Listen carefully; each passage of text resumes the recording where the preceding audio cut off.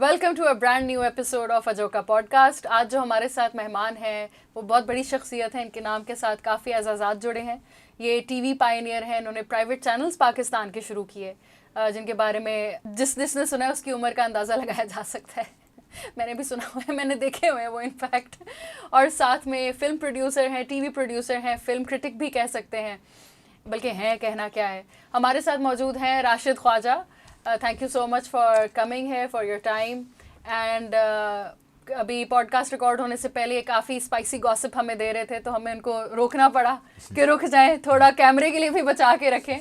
मगर बड़ा मज़ा आया ऑफ कैमरा भी आपके साथ बात करके। अभी ऑन कैमरा भी हम इनसे वो बातें निकलवाएंगे जो हमें ऑफ कैमरा बताई गई हैं, ताकि राज तो खुले ना, असल में क्या चल रहा है ये ग्लिट्स एंड ग्लैम के पीछे, वो भी हमें पता चले। Thank you so much for coming.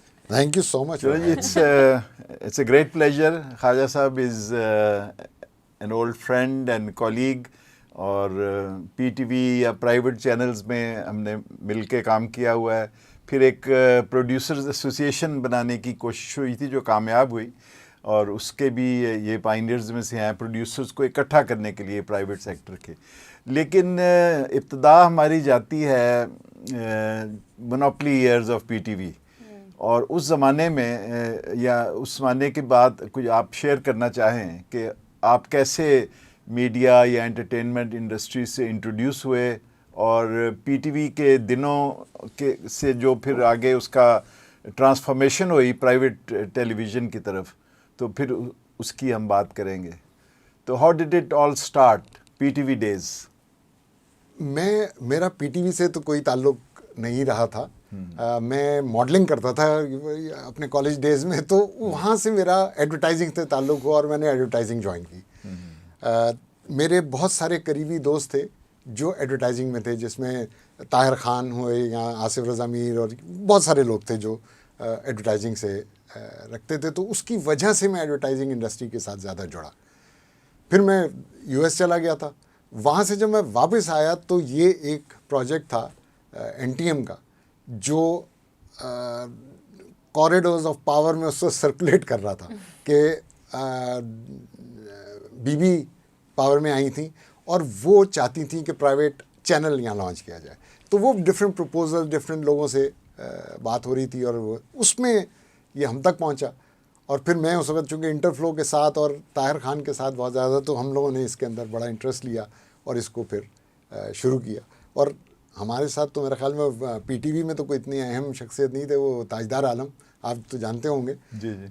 लेकिन he was the only one जो PTV से था, बाकी हमारा किसी का एक्सपीरियंस नहीं था। And we all started this, और हम सारे बचपन के दोस्त थे जिन्होंने मिलके ये चैनल शुरू किया था, जिसमें ताहिर ख़ान, फैसल शेरजान और मैं और अमजद हरियाणी। STN था, एक A+ था, और कौन सा तीसरा चैनल? अभी हम STN पे हैं। अभी तो STN और PTN।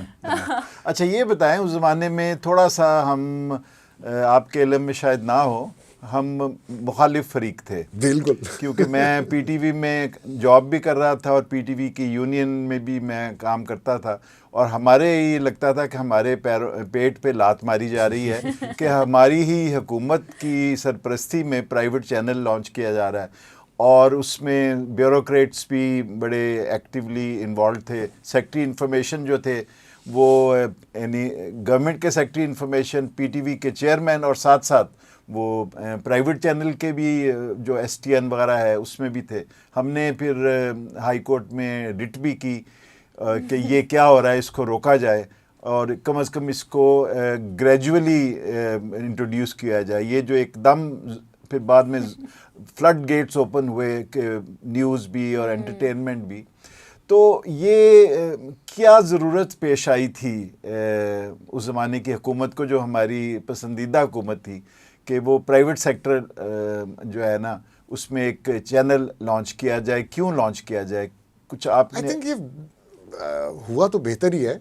अगर आगे भी आप देखो तो जो डेवलपमेंट हुई है वो ज़रूरत भी थी, क्योंकि सारी दुनिया में ऐसे ही काम हो रहा था। अब वो स्टेट गवर्नमेंट चैनल जो थे वो सारा उसका जो इंफॉर्मेशन मिनिस्टर होता था उसके अंडर सारा कुछ होता था, फिर ख़बरें भी उनकी मर्ज़ी की होती थी। आज प्राइम मिनिस्टर ने क्या किया और उसने क्या किया और इसने क्या किया, इस पर ख़बरें चल रही होती थी, और दुनिया में ये ट्रेंड नहीं था। अब न्यूज़ किसी और तरफ जा चुकी हुई थी। तो आई थिंक एक नीड थी उस वक्त की, और चूँकि बीबी ज़रा बाहर फॉरेन एजुकेटेड भी थी, तो वो चीज़ें बाहर से चाहती थी कि यहाँ पे आएँ और उस तरह से मीडिया खुले और चीज़ें खुलें। मुझे तो इसके अलावा और कोई रीज़न समझ नहीं अच्छा, आता। वो जो मून लाइटिंग या चोरी चोरी जो पीटीवी के प्रोड्यूसर बिल्कुल जाते थे खुफिया नामों से रातों को छुप छुपा के, और वो प्राइवेट चैनल पीटीएन के लिए काम करते थे, बिल्कुल, उसका कुछ बताएं कि वो क्या सिस्टम होता था? उसका बेसिक रीज़न ये था कि हम वो लोग जो इसमें कोर जो टीम थी, उनमें से कोई एक्सपीरियंस नहीं था। हमें आइडियाज़, बिकॉज हम सब एडवर्टाइजिंग के थे, तो आइडियाज़ तो हमारे पास होते थे, लेकिन उसको एग्जीक्यूट किस तरह करना है वो किसी को नहीं पता था। हम में से कोई ऐसा नहीं था जिसका कोई प्रोडक्शन में एक्सपीरियंस हो। तो उसके लिए फिर हमें पीटीवी के लोगों को लेना पड़ता था।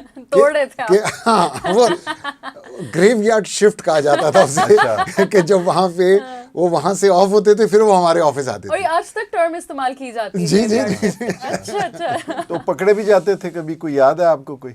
पकड़े तो नहीं गए, अच्छा। लेकिन हमने पकड़े बाद थे में कई पता चल गया।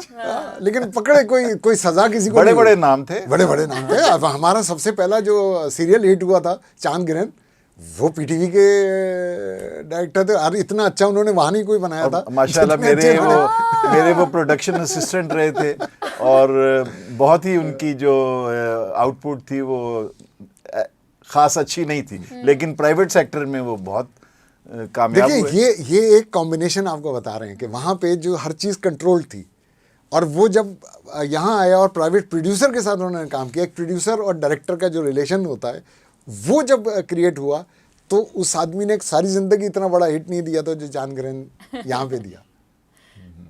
सो ये एक फ़र्क तो आया।